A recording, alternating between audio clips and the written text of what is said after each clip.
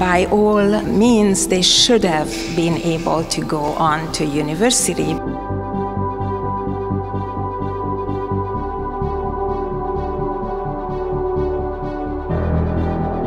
All they wanted was to study. We designated as the title of the exhibition because the subjects and the young women whose pictures you are seeing here were all outstanding students. By all measure, they should have gone on to university to study, but because of the anti-Semitic law, they couldn't do that. So what we set out to show was how, despite the tremendous obstacles, most of them made very valuable contributions to all sorts of modern fields, from photography to dance to psychoanalysis and so on. These are sort of the two strands of my research, that we explore the individual itineraries, and we also explore the greater picture, the impact that the numerus clausus law made on women's emancipation and Jewish assimilation in Hungary.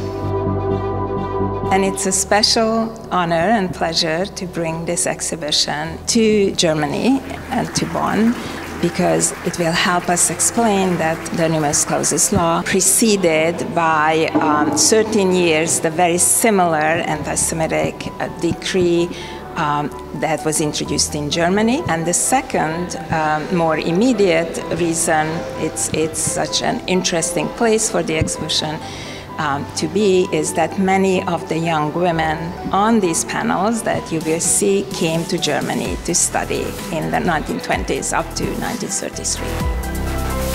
I've seen the exhibition in Budapest, and I found the topic excellent and relevant to our cluster agenda, which is actually the history of asymmetrical relationships. It deals with topics which we have extensively discussed in seminars and workshops and lectures in the last 2 years. It deals with individuals who resisted, who were heroes or heroines in this case, but more importantly, it deals with reactions and examination patterns or behavior patterns which fall what Primo Levi called the gray zone between resistance and compliance.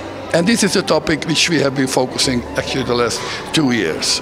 This kind of very international collaboration, in this case Canada, Hungary, Budapest and Bonn, this is typical of the cluster. We try to reach out.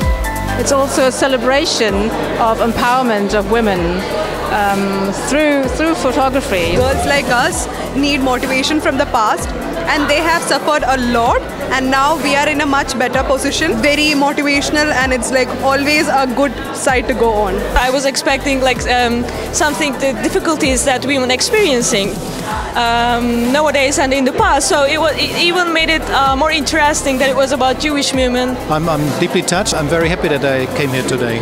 Oh, I'm really moved by that story. So the fact that these women made that way, or they tried at least, or they were blocked. So I'm always moved by the stories of this glass ceiling and the fact that there is a system which is blocking you to be the person you want to be.